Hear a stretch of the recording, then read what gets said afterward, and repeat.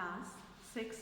मैंने पहले वीडियो में आपको बेटा गम धातु का रूप समझाया, उसे कैसे याद करना है ये बताया, उसका क्या यूज है ये बताया।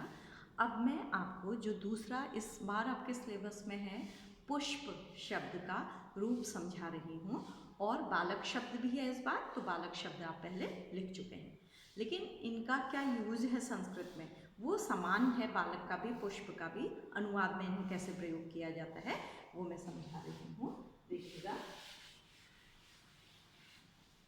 तो आप आज का है पुष्प शब्द। इसमें पहले ध्यान रखना है कि कौन सा श प्रयोग हुआ है। इसे मूर्धन्य श कहते हैं बच्चों। मूर्धन्य श होता है जिसे हम बोलने में दांतों के पीछे जो मूर्धा एक बोन होती है उभरी हुई, उसको टच करते हैं, उसे मूर्धा कहा जाता है, इसलिए इसे मूर्धन श बोला जाता है। ठीक है। स को बोलने के अलग अलग तरीके हैं। स दंत, जिसे टंग से हम अपने दांतों को छूते हैं। तालव्य श में हम टंग और हमारे ऊपर जो होल भाग होता है उसका एक तालाब सा बनाते हैं, इसीलिए उसे तालव्य श बोला जाता है बच्चों। ठीक है। आप जब बोलेंगे तो इस तरह का एक होल बनता है उसमें, इसलिए उसको तालव्य श बोला जाता है। फिर मूर्धन्य श जो इसमें प्रयोग हुआ है, तो ध्यान दीजिएगा। पुष्प मीन्स फूल। ठीक है।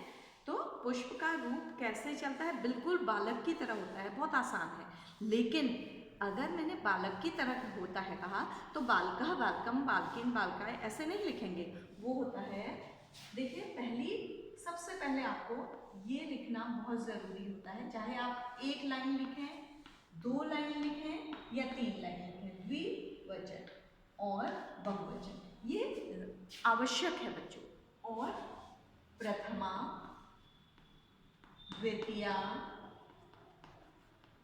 तृतीया, ये लिखना बहुत ज़रूरी है। और आपकी जो लाइन आई एग्जाम में, आपकी एक लाइन आती है ज़्यादा से ज़्यादा, तो जो लाइन होगी, जैसे पंचमी है तो उसको लिखना बहुत ज़रूरी है। एक वचन, द्विवचन, बहुवचन लिखना बहुत ज़रूरी है।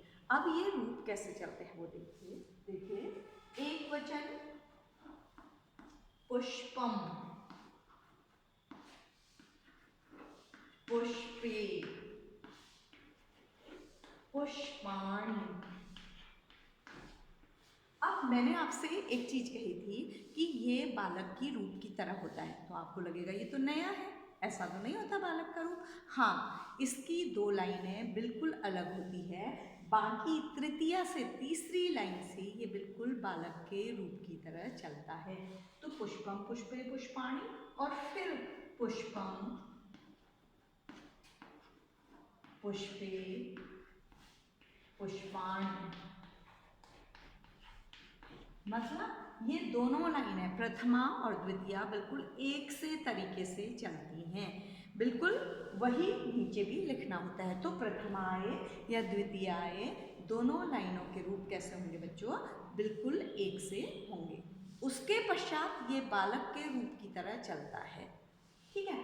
द्वितीया में देखिए कैसे चलेगा ये, पुष्पेण पुष्पाभ्याम। ठीक है, यहाँ जगह नहीं हो रही तो मैं यहाँ लिख देती हूँ पुष्पेभ्यः। तो आप देखिएगा बिल्कुल बालक के रूप की तरह है। लेकिन एक बार जब मैंने ये बच्चों को बताया था कि ये दोनों सिमिलर हैं, समान हैं, तो उन्होंने लिख दिया था यहाँ पर पुष्पकेभ्य। तो पुष्पक थोड़ी है, वो तो पुष्प है, तो क उसमें कहीं पर नहीं है। अगर मैंने कहा बालक की तरह है तो ये नहीं कहा कि बालक का क लगा दीजिए उसमें, वो पुष्प है, वो बालक है, जो अंतर है वो है, लेकिन बिल्कुल फिर सारे रूप बालक की तरह है। जैसे पुष्पेण पुष्पाभ्याम पुष्पेभ्यः। एक चीज अलग है जो आपको समझ में आ रही है या नहीं, ध्यान दे रहे हैं या नहीं। बालक के रूप में पुष्पेण, जैसे तृतीया में ये बालकेन होता है, न होता है बच्चों, इसमें ण है, तो ये क्यों है इसको भी सुनिए। ये एक नियम है पाणिनि संस्कृत का। क्या नियम है वो, कि जिन शब्दों में, ध्यान दीजिएगा, जिन शब्दों में श और ण का प्रयोग होता है, शब्दों में इनका प्रयोग होता है। और र की ध्वनि आती है या इन्हें प्रयोग किया जाता है, उनके रूप जो होते हैं वो न की जगह पर क्या हो जाते हैं, ण हो जाते हैं। जैसे इसमें आपका षष्ठी बहुवचन में बालका नाम होता है, तो इसमें हो जाएगा पुष्पाणाम। हर जगह नहीं होता है, कहाँ होता है, षष्ठी बहुवचन में बदल जाता है और तृतीया एक वचन में बदल जाता है। बालकेन की जगह पुष्पेण होता है, पुष्पेण ण ये प्रयोग किया जाता है। ठीक है, और क्यों प्रयोग किया जाता है, इन अक्षरों की ध्वनि के कारण। ये अक्षर जिस भी रूप में प्रयोग होते हैं, जैसे पत्र, मिटा के लिखती हूं मैं,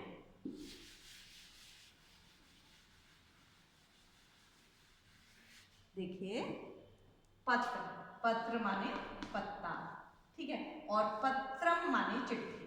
ठीक है, तो कैसे होता है, पत्रम, पत्रे, पत्राणि।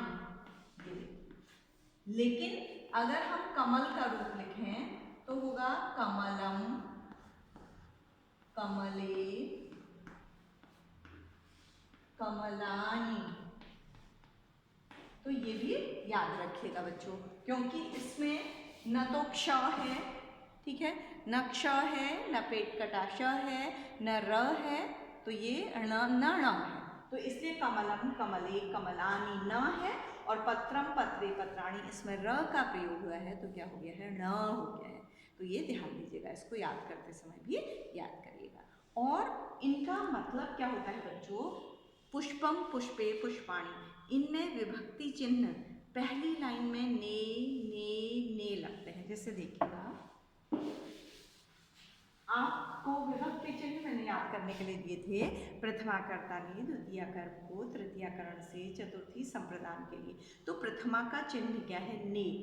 तो ने चिन्ह जैसे हम बालक का रूप लिखते हैं ना, बालक, बालक और बालका, तो आपको पता है ये एक है बालक, ये दो है, ये तीन है, इन तीनों के साथ ने होता है, क्योंकि प्रथमा का रूप है ये और प्रथमा का चिन्ह है ने। तो इसका मतलब होता है एक बालक ने, दो बालकों ने, अनेक बालकों ने। तो ने। दूसरे में क्या आएगा, को, एक बालक को, दो बालकों को, अनेक बालकों को। तीसरे में आएगा से। तो ये अनुवाद के लिए इम्पोर्टेंट है, जो आपको 7th 8th तक भी काम आएगा। और बेसिकली इसे समझना है, याद नहीं करना है। याद क्या करना है आपको, विभक्ति चिन्ह याद करना है और रूप याद करना है। और इस बार एग्जाम में आपके बालक के रूप हैं और पुष्प के रूप हैं, तो दोनों सिमिलर हैं, उनमें जो डिफरेंस है वो मैंने बता दिया है। तो बच्चे, अब मैं आपको बुक में से पेज नंबर भी बता दे रही हूँ। पेज नंबर बच्चों आपकी बुक का रुचिरा का 90 नोट कर लीजिएगा, पेज नंबर 90 है, और है आपका 93। गम धातु के रूप में, उसमें गम धातु के रूप आपको 3 कालों में लिखने हैं, वर्तमान काल, भूतकाल, भविष्यकाल। केवल 3 लिखने हैं, चौथे और पांचवें को छोड़ दीजिएगा। Is that clear?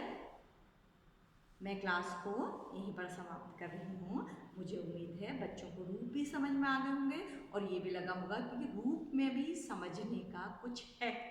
कभी कभी लगता है रूप खाली रटने के होते हैं, नहीं, उनका क्या यूज है ये हमें तभी समझ में आता है जब हम उनके अर्थों को जानें। तो आपको विभक्ति चिन्ह याद करना जरूरी है, पुष्प शब्द के रूप, बालक शब्द के रूप, उनका क्या प्रयोग है, ठीक है। तो इस तरह से आज की कक्षा में हमने सबसे पहले वीडियो में धातु रूपों को समझा, उनका क्या प्रयोग है, उनको अनुवाद में कैसे प्रयोग किया जाता है।